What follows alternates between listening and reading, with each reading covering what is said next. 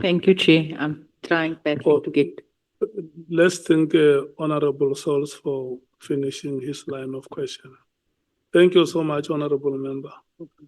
May we proceed, Honorable James.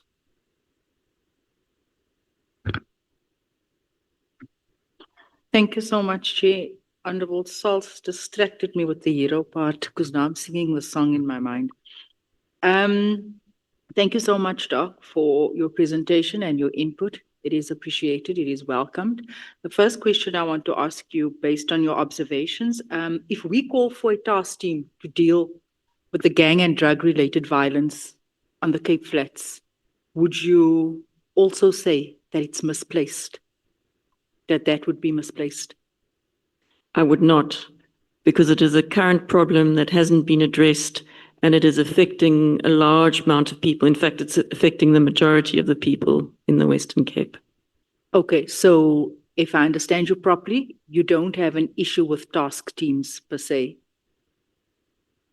The issue I have with task teams is the lack of transparency around the decision-making on what gets to be a task team and how much is allocated to it. So if it is a priority of the government to prioritize the Cape Flats, then let that be known and let the funding of that be clear.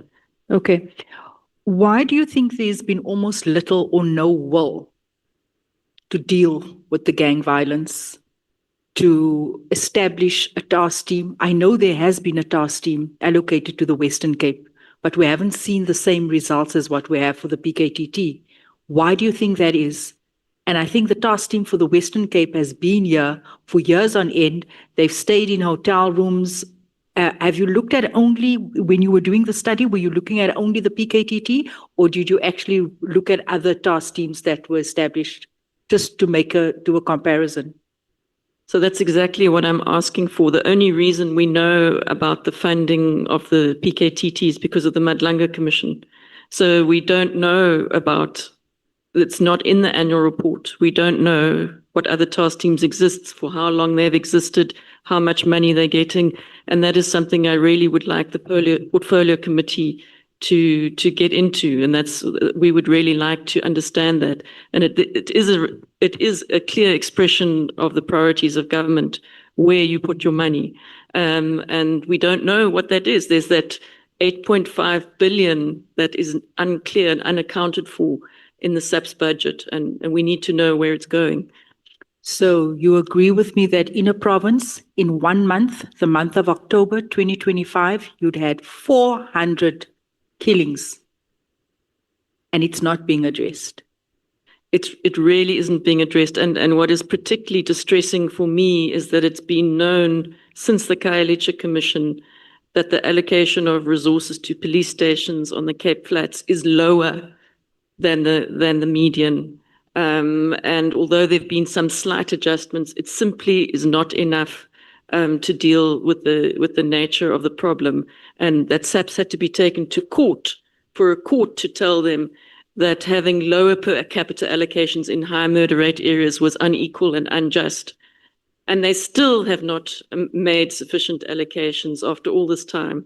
Is extremely frustrating. So do you think it's deliberate at this point? Knowing what you know, you're the professional, you're the expert in this field, we've raised it, it's been to court. Do you think it's deliberate, the neglect on the Western Cape, the Cape Flats from this government? Do you think they have no will, and do you think it's deliberate based on what you know? So up until about a year ago, I would say it was not deliberate. It is a result of the formula, as I think I explained earlier. And something like a similar situation happens to deep rural areas of Eastern Cape and KwaZulu-Natal. But about a year ago, the officials concerned began to understand what the problem was with their formula. So now they understand and they know. I think it was the formula looks objective, but when you crunch the numbers, it spews out very low allocations in Harare. At the time of the Khayelitsha Commission, Harare Police Station in Khayelitsha had the lowest per capita allocations in the whole Western Cape province, which doesn't make any sense if you know Harare. And so I think that they knew that the outcome was strange, but they believed their formula. However, now that the court case is finished, they understand the problems with the formula. Now there really is a need to do something different. We really need to shake up policing and do something different. And I believe that the current minister is starting a process of consultation on how that will be done. Thank you. You made a statement earlier on, and it actually made my skin crawl a bit because I come from an activism background. And you said the focus shouldn't be on petty firearm theft. Am I correct? I actually wrote it down. That's what you said. So what I was trying to use the example used by the honourable member. I think that any kind of firearm offence should be dealt with very severely. Okay, you but I withdraw was saying that statement. if you are only going to deal with the firearm theft happening from one person to another and not with the influx where the firearms are coming from, whether it's from the SAP's armory or from Mozambique or whatever, then the problem is going to stay. It's one of my key concerns in the Western Cape that the conviction rate for firearm offences is exceptionally low, and it's exceptionally low in Mitchell's Plain as well. Okay, I pointed that out because that was your exact statement that you made earlier on. I'm glad that I gave you an opportunity. I wasn't meaning that. to minimize it. I was meaning to contrast it with the more. So yes, you must deal with it, and you must deal with the influx. Okay, so you agree that we need to have a dual approach, and that you agree that we cannot have a blanket approach when it comes to dealing with substance and dealing with all of these crimes. Absolutely, and that's one of the problems with the SAPS formula is that it assumes the same way of dealing with Khayelitsha as you would deal with Johannesburg Central, as you would deal with Sandton. These are very different places that require very different policing, very different ratios of detectives to visible policing, etc., and it should form part of what changes. The other thing that I wanted to ask you, the $1 million question that's been asked in this ad hoc committee 1 million times, and to date, I'm not even sure if we received a proper answer. Where does the budget come from for the PKTT?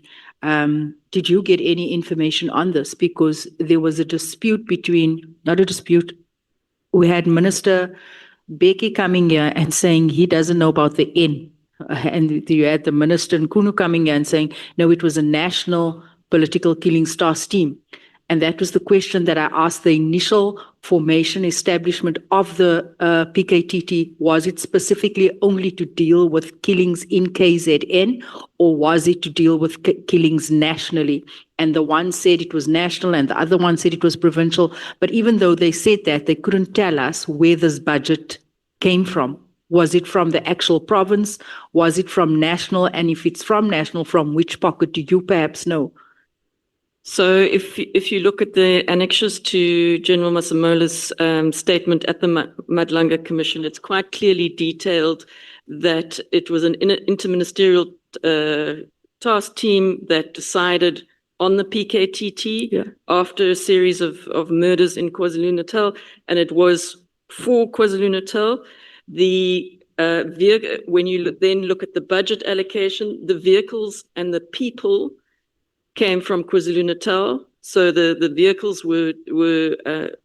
came out of the station budgets of the police stations in KwaZulu-Natal, but all the other funding for the overtime, accommodation, meals, laundry came from national and was managed at provincial level. So it came from national, but was managed provincially. That is what it says in the documentation, and I presume that is correct. Okay, thank you so much. I don't have any more questions. I just have one question for the gentleman over there. Who paid for your transportation? How did you get here, sir?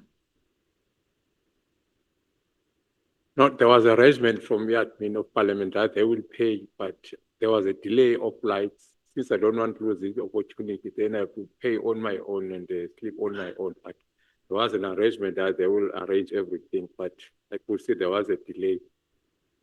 So Parliament lied to you. They invited you here. They said they would pay for your logistics and your travel, and you had to find your own way. Yes, they promised that they are going to sort the matter. I'm still waiting for now. So how do you have to pay for your own flight tickets and I use my own money from PE to here.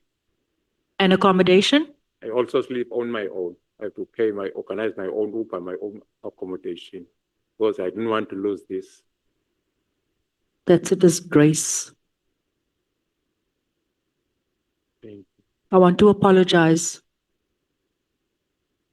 for what you have been through and then being further exploited by the very people that's meant to give you an ear and support you, at least to get here.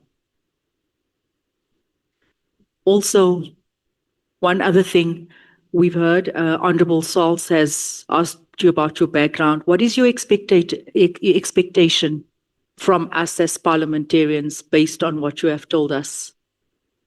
My expectation, thank you, Honorable Member. My expectation is that this Parliament must protect the Constitution of the Republic of South Africa, intervene in the SAPS to make sure that the policies and the abuse of power stops, and make sure that the people who are involved must account, because the main problem is that there's no accountability. I come to Parliament as far as 2009 to police committee, but at that time I could not get any answer. So I appeal now that you're all there, that please zoom into SAPS. Please make sure that whistleblowers, there's law that whistleblowers are protected. We're tired of burying people every day. We're helping government, but now they are buried, losing job, and they were like this, like me. So please, whatever I presented, I also try to quote some legislation so that they can guide the shortcoming. Thank you very much for your contribution, sir. And once again, I'm so sorry. Thank you, Chair.